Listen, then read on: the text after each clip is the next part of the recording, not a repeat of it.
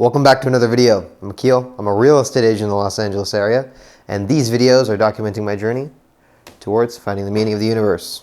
So, my current mission or objective is to accomplish any prospect's real estate goals in the most effective and efficient way possible. And yeah, these videos are just documenting my journey. So, some things we're going to talk about today is going to be the ads, okay, some cold calling, right? Open houses. I'm going to talk about some big lessons just overall that I've learned in real estate. In the last video I referenced, I didn't have time, but this video we're going to be talking about some major real estate lessons that I've noted down just since, like, I guess the last couple of years. It's just going to be like little things. I mean, big things and little things that I've learned that if you probably watch and understand, you'll also you'll probably learn from my mistakes, and instead of making those same mistakes, you'll be able to not make those mistakes. And we're also just going to talk about some other general stuff. So let's get on with the video. So first things first, let's talk about ads. So I know I was talking about the ads last time and how I was running them and all of this. So the last ads that I was running, I guess about 3 weeks ago, were not that successful at all. I know I talked about last video how I was getting a bunch of leads, but they're pretty bad quality leads, and they were kind of looking for rentals. Instead, I'm trying to target landlords who are looking to rent their property, but instead I'm getting a bunch of people who are looking to rent, and they're not even qualified people looking for really good rentals. They're looking for like $1,000 to $2,000 rentals, which I can't really help with. So what I did is I stopped those ads, right? And then I went through, and of course I did a ton of studying. So I read Breakthrough Advertising, right, by Eugene. I forgot his last name, but by Eugene. And that was a really good book. I read it within a couple of days. And then I also read Alex Hormozi's $100 Million Leads, the advertising section of $100 Million Leads. And I also read it's Eugene Schwartz. In Breakthrough Advertising, in the end, he talks about a few different places you can also read. So I also read a couple other, not books, but there's like a pamphlet that was made by another advertising guy from like the early 1900s.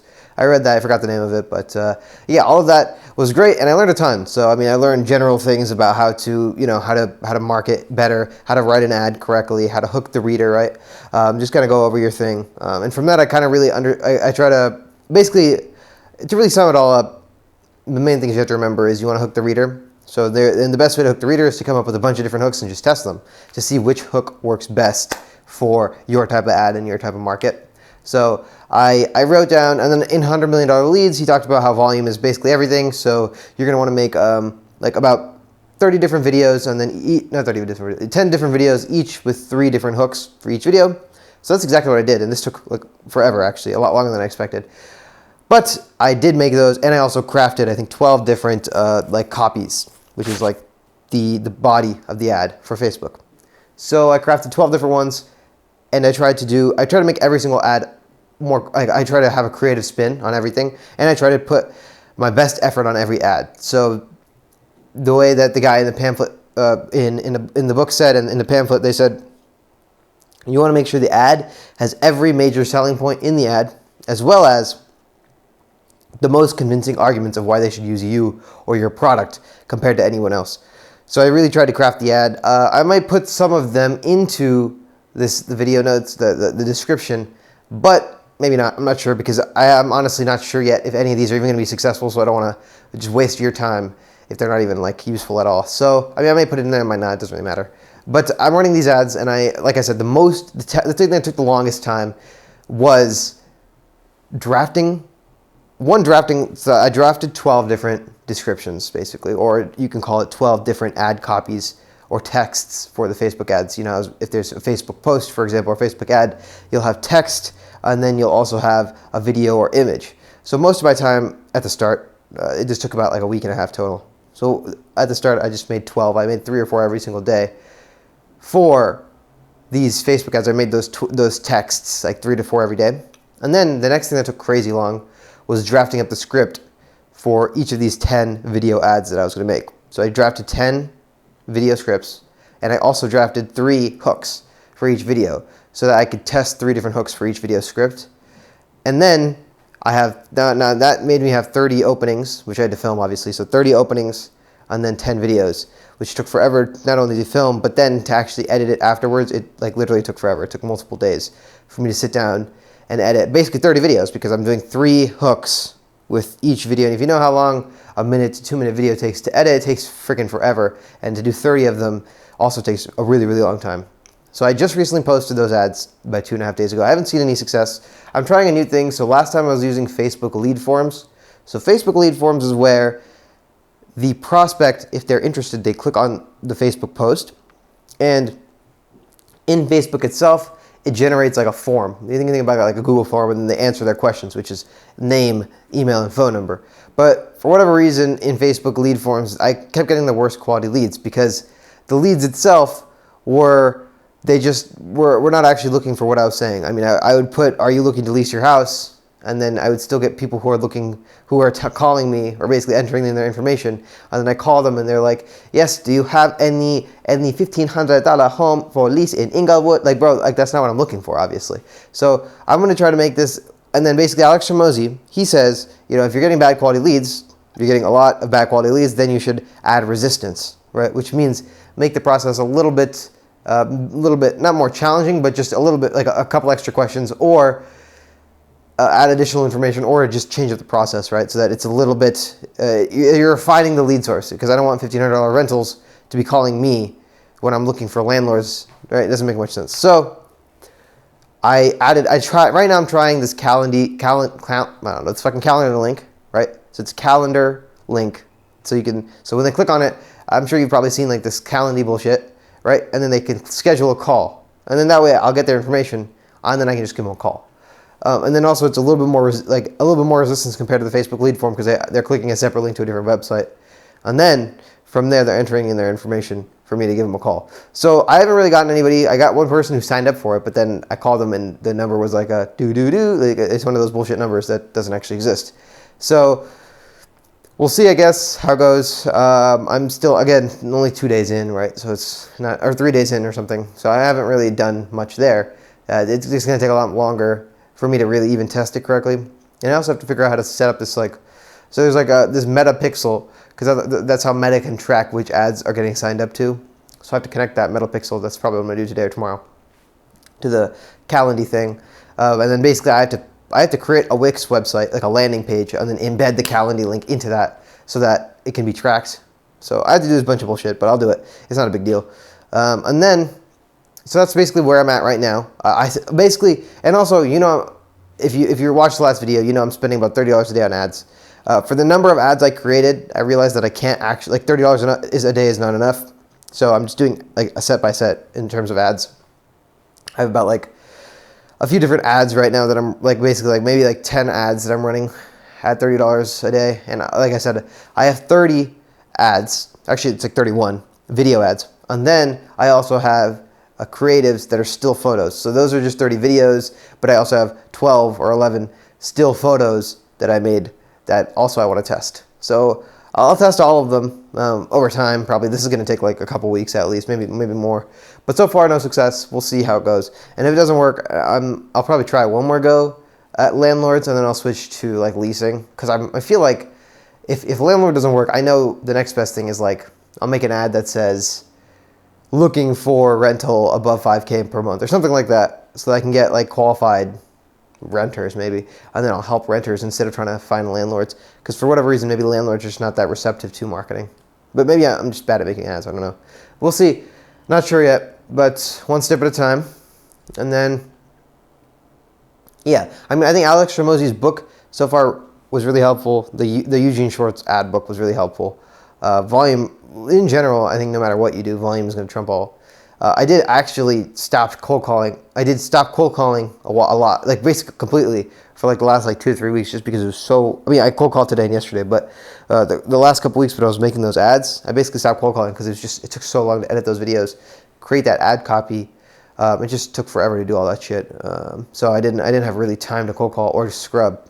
But it doesn't really matter, because right now it's been 2 weeks, and then within like it's only been 3 days, right? So 3 days. So Monday, Tuesday, Wednesday. Today's Wednesday. So I was cold calling now, I think 3 days in a row, and I'm already all out of my first set and second set of scrubs. And I only have basically I have 3 areas that I scrub. I'm already done with the first 2 areas within 2 days, 3 days. Then I have the third area, which will be done within the next one or 2 days. So, I mean, I really only have like one and a half weeks of good calling at this point, before I have to wait like another 2 weeks, because there's just no leads. But either way, the next thing I've been doing is I've been helping, in terms of leases, I've been helping a tenant find a place that this tenant I've been helping for months at this point. Just on and off. Obviously, I haven't been showing them stuff every month or every day for like the last month. It's just been like, they've been seeing some places. They've been off and on and off and on. So we'll see. Hopefully I get them a place. So far, they're pretty serious. They want to move by April. It's March. It's the almost end of March now. So they want to have a rental by like, start to mid-April. So they're pretty serious about getting it done quickly now. Before they were kind of just on and off looking. They're pretty flexible on timing, but they want to get it done now because they're really looking to get more space. So hopefully I can get them a place within the next week or two. And then other than that, I haven't been able to really get any other transactions. I haven't gotten any other lease listings, even though I've been calling. I mean, I haven't, like I said, in the last few weeks, I haven't been calling as much, but in general, if you look at the past, like this quarter, I've called a decent amount, and I just haven't gotten anything. But so far, so good in terms of like just work that I've been doing. I've been putting in the required amount of work. It's not for a lack of effort that I don't have leads. It's just, I guess, the timing. But I've been holding open houses as well. That's the next thing. In terms of opening houses, I've been holding open houses almost, I don't know, for the last like 4 or 5 weeks. I've been holding Saturday, Sunday. I mean, I've been holding a ton of open houses. I've been really making it a priority to hold a Saturday, Sunday open house. Last week, Saturday, Sunday. This weekend, Saturday and Sunday. Next weekend, I may or may not hold Saturday, Sunday. I don't know. I'm not sure yet. But definitely this weekend, last weekend, multiple weeks in a row, I've been holding 2-day open houses. So it's really good. And I guess now we can go into the notes. So yeah, open houses and everything I've been prioritizing. And other than that, I don't think there's anything else like right now that's changed drastically since the last video. So yeah, let's just go into real estate lessons that I've learned. So if you're thinking about getting into real estate and just like by whatever chance, I wouldn't recommend it like I said before in the past. But if you are, these might actually help save you a lot of money. So the first thing that's decently good lesson is don't be so invested in an individual client's outcome. Do your best, and if they just get denied by the landlord or the seller, or the landlord or seller is not interested, just tell the client that it's just not going to work out. And don't get emotional and try to like argue with the seller or the landlord, and don't try to force like random shit, because it probably won't end up working out, and you'll probably just make yourself look like an idiot.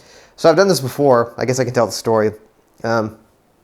So I guess the story behind this was a long time ago. This was almost like a year and a half ago. But I was helping this was like a low income person, and they're looking to rent a place. And this was like a unit. It was a really small rental. It was like, we're talking about like a $2,000 rental.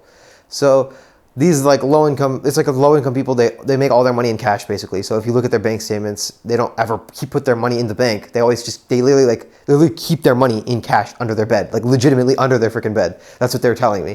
They like get paid in cash because they're basically like day laborers. And they don't have like really a bank account. They have one, but there's like not much money in it. And they keep everything in cash. And then this person basically wanted to lease out the place. I was like, okay, that's great, awesome. And then, I mean, they made more than enough money, I guess, it was like 3 people for a $2,000 place. All 3 of them easily made like, I think $8K total, between the 3 of them per month. But again, it was mostly in cash because they were all like laborers basically. And I guess one of them had like a kid, and it was a really small unit, but it was it's like for 4 people. It was like a 1 or 2 bedroom unit or something like that. I think it was a 1 bedroom unit. And I don't know, when we sent in the application to the landlord basically just didn't respond for like 2 days, which at the time I got kind of emotional over it. I was like, what the heck, why are you not responding? This is like a perfectly good tenant. Let's get him in place. And then basically the landlord still didn't respond. I think it was like the 3rd day, and then the landlord finally said, it was like the landlord, they said, we're not interested in the client. And then that was that. And then I was like, okay, well, why? Right? And then I called them, and then the landlord still didn't respond. And then I called them multiple times. I emailed. I was like, hey, is there a reason? Is there something we can do? And the landlord just didn't respond, basically for like a week. And then I was calling and texting the landlord like multiple times. And I guess, I don't know, the landlord kind of got annoyed. So I just sent the landlord's number to the tenant, and then the landlord got mad at that. And it was just like a whole situation. And at the end of the day, nothing even changed about it. And the landlord just ended up renting it to somebody else. And all that happened was, I don't know, I just kind of like made it, like, I kind of got too invested over the outcome of this individual's, in this individual like landlord situation. And instead of like, I should have really just said, okay, hey, this one's not going to work out. Let's go to another one. I'll help you guys find the next one, or something like that. Or just diverted them to another place, because this is obviously never going to work. But I don't know. I just like, that the lesson of that one is because I actually ended up because I don't know, because I was like so like talking to this person, I just didn't end up getting anything out of it, and I just wasted a ton of time. So basically, the idea is, and I didn't even get to end up helping the tenant. The tenant found something on their own, and because I wanted to make this one work for them, so I didn't want to send them anything else. I don't know, I was so stupid. But basically, the lesson is, if it's whether it's going to be like, and this has happened to me with sellers too. It's like you really want to get their offer to work out. They're a great person. Why don't you want to accept their offer? It doesn't matter if the seller's not interested. Just like just fuck that and move on. Basically, it's just not worth like trying to change the landlord's opinion, because then the moment you like start saying like, oh, why won't you do that? Then the seller is going to be like, in my experience, if the landlord's even going to consider it, they'll just say, hey, I don't like their application right now, but I'd consider it if they do X, like if they have a cosigner, or if they'll put 2 months up front or whatever it is. Then it's easy to go. But if the landlord's just like no, then I mean you can ask, but don't get too emotionally invested if they say no again, right? Don't be like, but why? We'll do this, we'll do that. Is there anything? Blah blah blah, blah, and just keep like don't like pound the seller or landlord. It's not worth it. So the next thing is if a buyer is not getting pre-approved, or they're like putting it off like heavily, they're probably not that serious. I spent a lot of time like showing around people that are just like, they don't want to get pre-approved, but they want to see like 5 or 6 different places, and they want you to schedule it, and they want you to do all this, but then you ask them like, hey, okay, if you guys like one of these, are you guys going to make an offer? And they're like, nah, we're just kind of looking. It's like, bro, they're not serious. Just like, you can send them places once in a while, tell them to go to the open houses, but if they're serious about getting a place, they'll get pre-approved. They'll talk to a lender of your recommendation. If they're truly serious about getting the place, because I know from experience, they're just actually going to they're going to be more enthusiastic about like, yeah, let's get this done, let's get this ready, let's do this. If they're not, then they're just kind of just looking around and wasting your time. Oh yeah, so if somebody asks for a referral, or they say, oh yeah, I might be looking at in XYZ town, you should refer an agent immediately, right? So basically, what happened is I was working with this client, I helped them lease a place. And they were thinking about buying a place out of state. They were telling me, and I just kind of forgot. They told me during the leasing process that they were considering buying something out of state after they lease a place, but I totally forgot to refer them an agent. And basically what ended up happening is I leased them a place, but now they already found their own agent in that other state. Where if I had referred an agent, then I would get a referral commission, which was easy for me to do. I could have just referred them to somebody and then just like another Compass agent, and they ended up finding another Compass agent on their own. Like, so there was, I don't know, I basically lost out on like a potential for like 20, 30 grand for no reason, basically.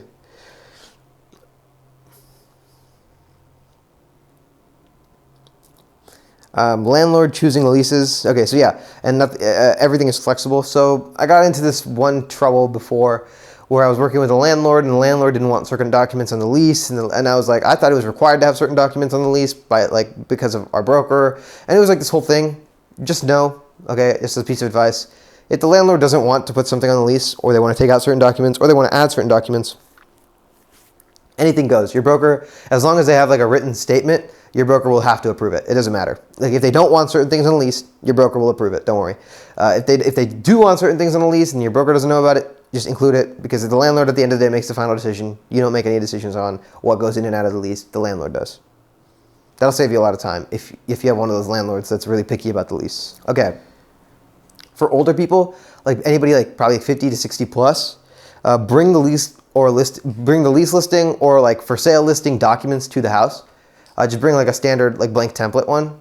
And the reason for this is a lot of old people, there's a couple times, this has happened like twice, where I go to the place and they're meeting with a couple different agents and they end up signing with whoever just brought the literal like lease listing contract, because they just don't do email or just don't do like online stuff. I'm telling you, this has happened like twice now, where the guy has literally, there's an older dude, and I went to his house and I like did everything, and he's like, yeah, I like you, but he didn't bring a listing contract, and he ended up signing with another agent.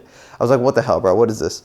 But yeah, because he refused to do stuff online. He's like, yeah, I'm not going to be in town. I don't do email. I don't do text. I don't do phone stuff. I don't know how to use the phone. And he has like a flip phone, obviously. And then basically he's like, I'm not going to be in town. The other guy gave me his listing contract already, and you didn't bring anything. Blah blah blah blah blah blah. There's no way for me to sign your thing. Bye. That's just like, if it's an older person, just bring the lease listing contract just in case. Just literally print out a blank document, right? and maybe with their address or name on it, and then just bring it in, just ask them to sign it. You can enter in the details later, and then that's the simple stuff, right? Simple stuff.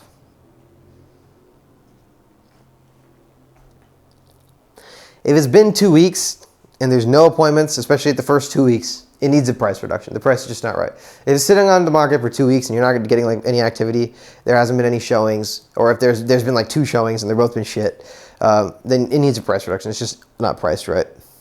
I learned this later. The first time I did a lease listing, the first time I did any listing, I didn't understand how pricing works and how much activity you're supposed to get.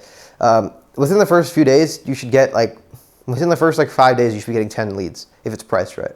If you're not getting 10 people calling you in the first 5 days, then it's just not priced right. Unless you're dealing with like a $25 million house, then obviously, I mean, you're not going to be getting that many calls because there's not that many people looking to buy that. But if you're in a reasonable price point, like, I don't know, whether you're being a listing, like if it's for sale and you're anything between like 500,000 and like 10 million, maybe 8 million or something, then you should be getting multiple calls, especially in the first few days. But same thing with leases. If it's like anywhere between like anywhere between like a $1,000 lease to like, I would say even a $25,000 lease, like 1 to 25,000, you should be getting a few tenants, a few people calling, at least 5 to 10 people calling you within the first few days. And if you're not, you're probably not priced right. Oh, this is funny. Ask them for the dates of the showing that they want schedule. Don't be like me and schedule. Okay, so this happened. This was funny. So there's a person who told me I want to schedule a showing for Monday, or I think it was a Sunday. They lived out of town, and they're telling me, yeah, it was Thursday, and then they're like, hey, can we get a scheduled showing for this property on Sunday? And then I scheduled the property for this, the coming Sunday, but they actually wanted it to be scheduled for the next Sunday, the following week. So just always remember, if somebody's out of town and it's not obvious what the date is, just ask for the date. Otherwise, if you ask what day, then it could get messed up on is it this Sunday, next Sunday, this Tuesday, it's just ask for the date. I messed this up a couple times. It's a lot of wasted effort that goes into this. If you schedule the wrong day, then you have to go back to the agent. Oh shit, I meant the other week. It's just a total pain in the ass. So don't lie. Yeah, this is an easy one. If you're gonna make up a story, make sure that's the only story you ever tell. Okay, don't lie, and then because then it's hard to remember what the hell you said. Because I remember at one time it wasn't even a lie. I just accidentally said something like, oh yeah, I work out of Sherman Oaks or some shit to some guy because I wanted to make it look like I was near him. But then when he asked me later, I was like, oh yeah, my office is in West Hollywood, and he's like, oh, did you move from Sherman Oaks? And it was just an awkward conversation because I was like, oh wait, did I say that to you? Or it's just just don't do that. It's just either tell the truth or stick to a certain story or whatever. Oh yeah, this one's a decent one. Don't present your listing presentation. Just leave it as a marketing material. So early on when I was first doing listing presentations for leases, I would present the entire presentation. I would go through the book with them and present the book, right? I'd present each page basically, explain each page. You don't really need to do that, honestly. The most important thing, as long as you understand why you're better than any other agent, and you also understand that no matter what you do, you're going to be no matter, I messed this up, but basically, as long as you understand the contents of what's inside and what you do to do differently and better compared to any other agent, then you really don't need to sit down and present them the entire book. You want to really get to know them personally, get to know their needs, make sure they're friendly with you, and just leave that as materials that they can look over later. If you're running late, just tell them exactly how late you're going to be. Don't just say, oh yeah, I'm running late 5 minutes, and then you end up showing 10 minutes after that. Just tell them honestly, hey, I'm running late, I messed up. And then also, use a calendar, or be very, very, very, very cautious, because I don't use a calendar, and this is a big mistake I made recently, literally twice or multiple times. I made this mistake so many times. And basically the mistake is because a lot of times I'm working at home, because I do my cold calling at home. I do all my work, ads and everything is at home. I don't really leave the house as often. If I do a showing, it's maybe once or twice a week, because I just don't have that many clients looking, right? Most of the clients that I have, if they're looking, they're going to open houses, so I don't really go. And if they do a showing, sometimes if it's a lease showing, I just send them to the listing agent for the listing agent to show. I don't have to go waste my time driving 30 minutes. I just have them go to the listing agent. I still get my commission if they do it. And it's very simple that way. But the problem is I don't really use a calendar. I just use basically a to-do list. I do 5 different things every day, and I make sure to do that. But the problem is, right, sometimes on occasion, if I do have a showing, I completely forget I have the showing, right? And this has happened to me recently where we scheduled a showing 4 days in advance. I totally forgot about the showing. And he even texted me in the morning, but I responded and I still forgot about it. And he called me at the time. It was like a 1 o'clock showing. He called me at 1. And he's like, hey, where are you, man? And I was like, oh, shit. I didn't even leave my house yet. I was like, holy shit. I didn't even remember that they were showing. And it was just like, I mean, it was fine because the guy like just kind of went for lunch and came back and then I met him. But, you know, it's kind of just messed up. And I never want that to happen. So just make sure either you use a calendar or you set yourself an alarm. So this is what, now moving forward, whatever I do is if I have a scheduled showing that's 3 days or 4 days in advance, I'll basically schedule out an email that'll be like email hit me in the morning.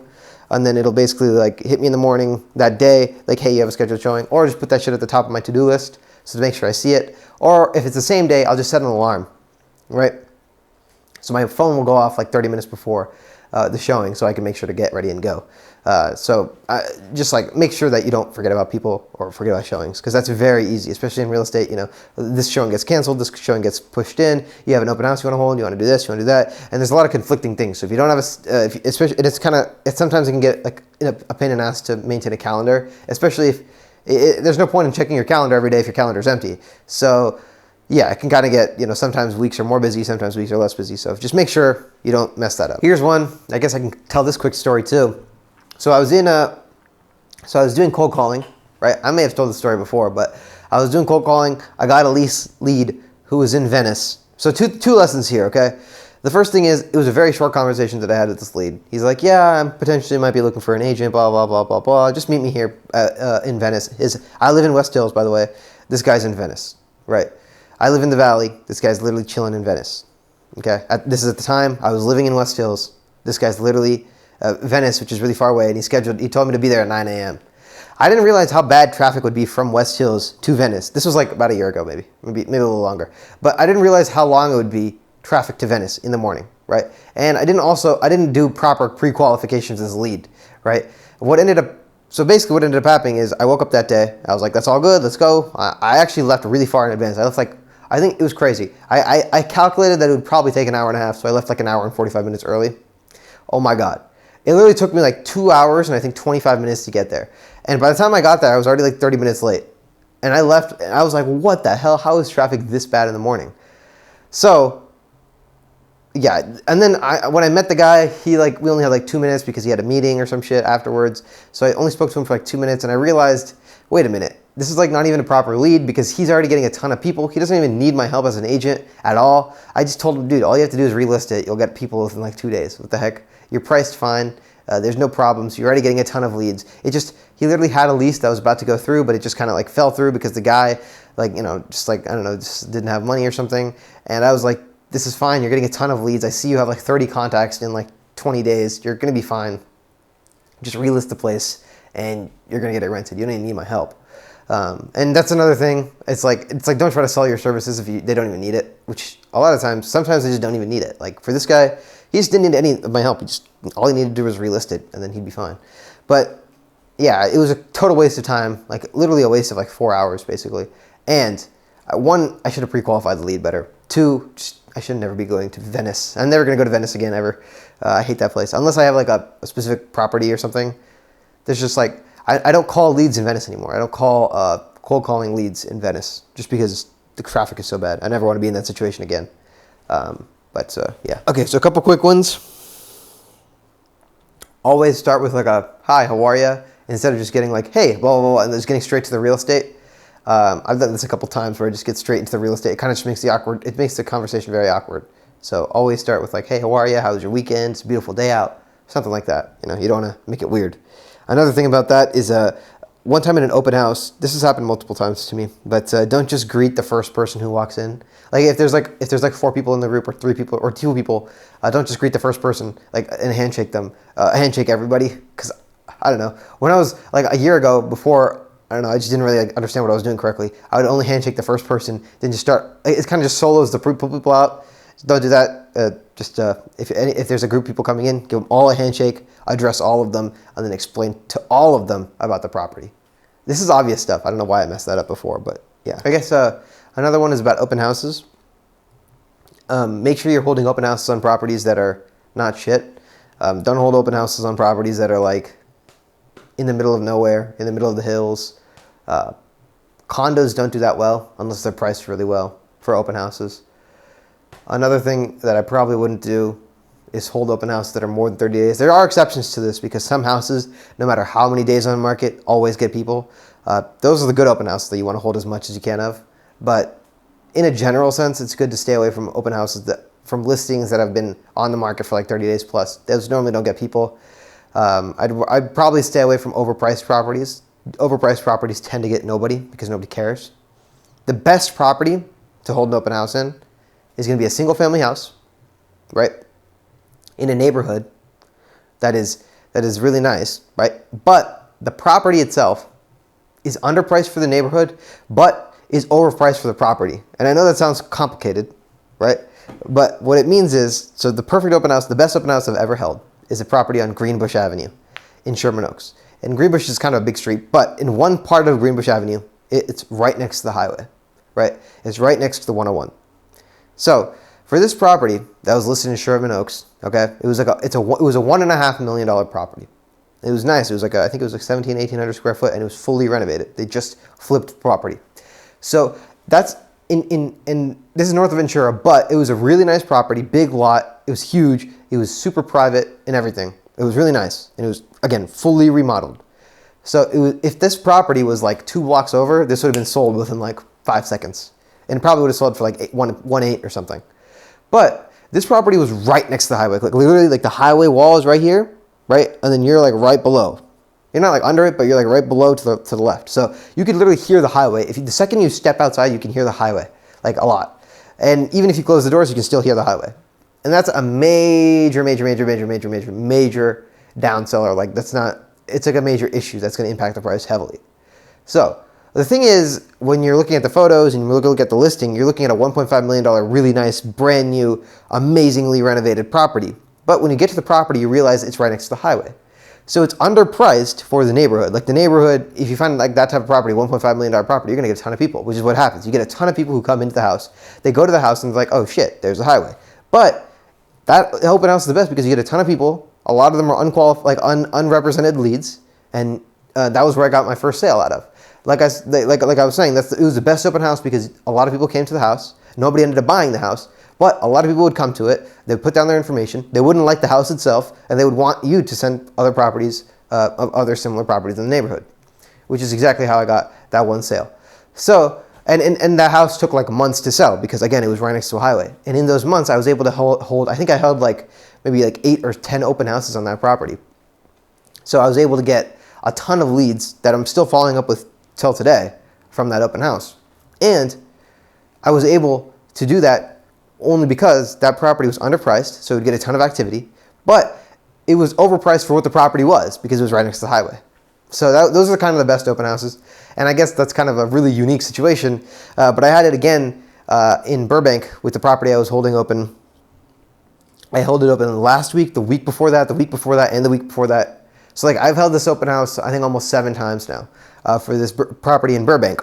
And it's a similar kind of situation, not really, but it's just another kind of way that this happened. It's a property for 1.3. It's 1,200 square foot. It's in Burbank. It's a beautiful Spanish house, but it's just overpriced for the property, but it's just underpriced for the neighborhood because the neighborhood generally has bigger houses. So more things in that neighborhood sell for like 1.4 to 1.5 to 1.6. So it's a 1.3 property in a really nice neighborhood that if it was a bigger property would have been sold already. But the fact that it's only 1,200 square foot and it's only 2 bedrooms and 1 bathroom, nobody really wants to buy the house because it's overpriced for that house. Even though it's a really nice Spanish house, 1.3 is just too much for 1,200 square foot in Burbank. But it's still underpriced for the neighborhood, so you get a ton of leads. Even though it was like 50 days on market last time I held it, I still got 12 people, right? And the day before that, I got 3 unrepresented leads that came in. So, like I said, you really want to try to find those houses and just hold them open as much as possible because those are where you're going to get as many leads as you can. So that's kind of little advice there. Okay, these are the last 2. These are related to door knocking. I know, to be honest, in a general sense, I guess the major lesson here is to never door knock because honestly, door knocking is really not that good. From the 12,500 doors I've door knocked, I haven't gotten a single lead. That was a buyer or seller. I got 1 lease, but that wasn't even from door knocking. That was a guy I met on the street. So, and for my advice, just stay away from door knocking as a whole, just because in my experience it hasn't worked. Maybe it'll work for you, so maybe you could try it. But in my experience, after 12,500 doors knocked and 6 months spent, it's not worth your time. But if you are going to go door knocking, here are 2 tips to consider. One thing is, if you're having flyers, which you should have flyers if you're going door knocking, you should fold the flyer and push it into the door, right? So here's why you do this, okay? So let's just say you have a flyer, right? A couple ways people do this is like they take the flyer and they put it under a doormat, like when they want to leave the flyer, right? Like you're gonna knock on the door, nobody answers, so what do? You leave a flyer. So there's like a couple ways you could do it, but the best way I'll tell you, a couple ways you could do it is you could leave it under the floor mat, you could bring tape and then tape everything to the door, or you can like leave it in a gate or something, or leave it on the side, or just leave it on the ground. The best way to do it is to take the piece of paper, fold it a little bit, and the opening where like somebody would like open the door, right above the handle, there's like obviously like there's a hole basically, like just like along the door, there's gonna be obviously a tiny gap all over. The door is obviously locked, but there's gonna be a tiny little gap between like I guess the door frame and the door itself, because like you can imagine the door is closing, and right here there's like right here there's gonna be a spot where you can slide that piece of paper in, right? I guess let me bring an example. All right, so here's an example. This is exactly what I mean. So here's the door, right? Right here's the door. Pretend this is the door. Okay, shoot. So the door is right here, and then here's the door like jamb, I guess, and then the door closes right here, right? So you can imagine it looks like this. Okay, now hopefully this like doesn't look mentally challenged. You take the thing, you fold it like this, right? So it's not completely folded, but it's like kind of folded, you know? And then you slide it in to the door jamb like that. And the reason you do this is because now when they open the door, this falls to the ground and it brings their attention, so they actually pick it up and look at it, right? Because if they leave it on the ground or something, they may just step on it and then just throw it in the trash without ever looking at it. But now that it's in the door jamb, it falls right in front of their face. So that's the reason you do that, right? And you can do this like, you know, if you can't get to the door, you can obviously do this for the gate, so that whenever they open the gate, it'll fall right in front of them and they pick it up. Again, you just want to maximize the chance that they see it. If you just leave it on the ground or leave it under the mat, they may never see it. So if you leave it in the door jamb, they open the door, boom, it falls right in front of their face. They have to pick it up because they're like, oh, what the hell just fell in front of my face? So there's that. And then the second major lesson is in door knocking is if the house is gated, right, gated all around, if you can see the front door from the gate, like if the gate is like completely open and you can see the front door, then you can open the gate and just knock. But if you can't see the front door, if it's like fully gated and it's like kind of walled off, not gated but like walled, if there's like a full wall and then it's like a full like door like this on the outside that you can't even see inside at all, I wouldn't recommend knocking on that type of door. Like I wouldn't recommend opening that type of gate, just because you don't know if there's a dog inside, or if you don't know if like, you know, the person's crazy. Almost all of like those bad experiences where like an owner goes crazy or there's like a crazy dog inside always come from those gates where you just like, you can't see anything inside. You open it, it's unlocked, so you open inside the gate and then you go inside and it's just like, you know, you're just asking to get screwed. So I've done it too many times. I wouldn't recommend doing that at all. So if you can't see inside the door, if you can't see the door from the gate, just don't even bother, right? If it's like, if you have to like open the gate and you have to like go around a corner or something to get to the door, just forget it. Just leave a thing. It's not worth your life, you know? I remember one time I have a couple interesting door knock stories, but one time I opened the gate, I walked in, right? And then I looked to my left and then there was a dog sleeping. I'm not joking. I think there was like a whole second. This dog literally just looked up. He looked at me, and I just sprinted out, and that dog started barking. He was like, and I closed the gate right in time. Oh my God, that was horrendous. I could have like gotten killed right there. Not killed, but I would have gotten like bitten by the dog. I'm 100% sure. That was one story. Another thing is like, this is kind of unrelated to the gate thing, but this just kind of happened. I was door knocking. I've told this story before, but I was door knocking in Santa Monica. I knocked on the door. The dog was like going crazy. The dog was inside the house. And the owner's trying to calm him down. I was knocking on the door, and then this dog just jumps out the window. Literally, like, and there's an actual glass window, and it just jumps out the window, shatters the window, and then starts chasing me. And then, luckily, there's a car in between me and the dog jumps out the window. I'm over here. Here's a car in between us. The dog goes around this way. I go around this way to the car. My car, luckily, it just happens to be one of like I was doing a circle around the neighborhood. My car is literally right here, so I literally just run into my car and drive off. I just happened to be like, it happened to be just like work out kind of well. But yeah, I just drove off. I never came back to that neighborhood ever again. But yeah, it just happened to work out that my car was literally right there. I jumped out. The dog kind of was looking for me this way, and then it went around. And then by the time the dog went around this way, around the car to follow me, I was already getting inside my car and then driving out. And then by that time, the dog was running towards me. The owner was like, "Dog, come back, come back." And then the dog finally turned around. And then that's how I drove off. But either way, you don't want to be in that situation. The reason I sped off is because, I mean, it's not my fault that glass. Well, I mean, I guess it is kind of my fault that the glass window got shattered, but you know, I don't have money to pay for a glass window, so I just never came back to that area. I don't even remember what house it was, but you know, it was in Santa Monica somewhere. It was on a busy street, so yeah, that happens. I've had a lot of cases where people like yell at you, threaten you. That happens all the time. But yeah, door knocking is what made me always carry a knife. You always want to carry some sort of, you know, something. If like a dog jumps on you, you better have a knife to be able to, like, you know, get rid of that dog or something. Door knocking made me before door knocking. I used to carry a knife a long time ago, but there was like a period of time where I never carried a knife, and then I started door knocking, and then one guy like started yelling at me, like I was like, okay, you know, if something goes down, I'd rather have a knife and not need it, rather than, you know, need it and then not have it. So yeah, yeah, those are kind of the two major lessons in door knocking. First thing is probably never door knock, honestly. The second thing is fold the paper thing, do that, and then the third thing is you know, don't knock on doors. Honestly, just don't knock on risky doors. If you can't see the door from the gate, just don't bother going inside and knocking it. If it looks sketchy, just go with your gut. Just don't. It's really not worth it, honestly. I haven't.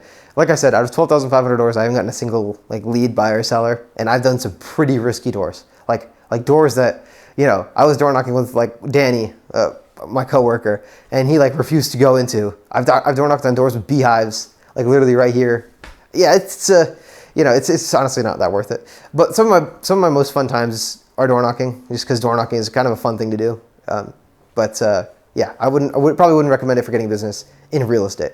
In other things, I think it's better, like for curbside painting, for other things, it might be better. But for real estate, it's just not, I don't think it's the most effective way to get leads. All right, and then the final thing I want to talk about is discipline. Discipline is everything. So I've been working on just trying to improve my habits as a whole. You know, less distraction during the day, more focus on work. Just because, you know, this black box that was invented, you know, it's very powerful. You know, it's a very powerful tool, and it's you know, honestly, it's like a slow poison, because it's like it's invented to get as much hours as you can out of you in terms of spending time on the phone, and it's really good at, you know, getting you to do things that you wouldn't ordinarily do, or getting you to do things that, you know, one step you like watch a video and then you watch another video on YouTube or something, and before you know it, you've already lost 30 minutes. And you know, like pornography is really, really bad. Like you got to stay away from that shit. It's like super addictive. There's so many things, you know, like on social media, porn, everything is everything on the phone. It's better to stay away from that type of shit. And at the end of the day, motivation is honestly like a freaking joke. The most important thing is discipline, right? Because at the end of the day, your habits are what count. You know, motivation comes and goes like the wind, but your discipline and your habits are what actually are going to help you do anything, right? If you want to go to the gym, one day you might be motivated, the next day you might feel like shit. But if you do whatever you're going to do, regardless, based on your habit, then you're going to do the right thing. And it's the same thing with working. It's the same thing with staying focused. It's the same thing with not like giving into temptation, anything, right? It's all about building your habits. So, you know, it's one step at a time. Yeah. So I think that's everything. We talked about real estate lessons. We talked about open houses. We talked about cold calling. We talked about my ads. That's like kind of the main thing I've been working on for a while. It's totally a pain in the ass, but it's cool. It's new, I guess. I mean, yeah, it's interesting. Advertising is very, very interesting. You don't realize how much work it is, obviously. For everything, I expected it to be a lot of work. It is a lot of work. But I need to do it because there's nothing else cold calling just doesn't put bread on the table. And I'm doing as many open houses as I can. So open houses wise, I'm covered. Cold calling wise, I'm doing as much as I possibly can. Ads wise, I'm doing as much as I possibly can. So one step at a time, we're going on with it. You know, we're going to find the meaning, right? We're going to be chilling. And then, you know, funny thing, I guess this is totally random, but I'm going to get a nice R33 Skyline, okay? I don't know which year, probably 1996 or some shit, but I like that car. It's sick. You know, some people want a Bugatti. I want a nice Nissan R33 Skyline. Anyway, enough of that. On to the next. Look forward to the next video, because the next video, it'll be in 2 or 3 weeks probably. And let's see what happens in 2 or 3 weeks. I don't know. Hopefully the ads work out. Hopefully I can figure out something there. And if not, well, I'll figure it out. I'm figure it out. So on to the next, one step at a time, and find the meaning.